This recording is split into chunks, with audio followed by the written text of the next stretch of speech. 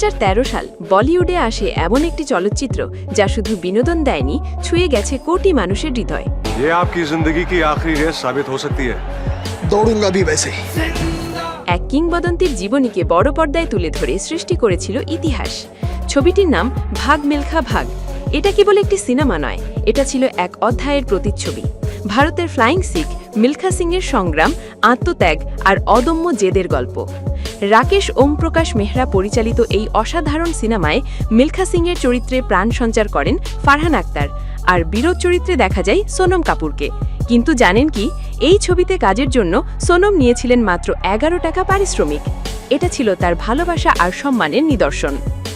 সিনেমাটি শুধু দর্শকদের মুগ্ধই করেনি, জিতেছে প্রায় 55টি জাতীয় ও আন্তর্জাতিক পুরস্কার। চিত্রনাট্য, অভিনয়, সংলাপ, সঙ্গীত সবকিছুতেই ছিল নিখুঁত ছোঁয়া। IMDb-তে ছবিটির রেটিং 8.2, যা বলিউড বায়োপিকের ইতিহাসে অন্যতম সেরা। এটি এমন একটি ছবি যা একাধিকবার দেখলেও হৃদয়ে রেশ রেখে যায়। যারা এখনও এই মাস্টারপিস মিস করে গেছেন তাদের জন্য সুখবর, আপনি এখনই ইউটিউবে সাবস্ক্রিপশন নিয়ে পুরো সিনেমাটি দেখতে পারেন।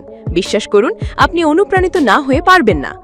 ভাগ মিলখা ভাগ শুধু মিলখা সিংয়ের গল্প নয়, এটা আমাদের সকলের গল্প।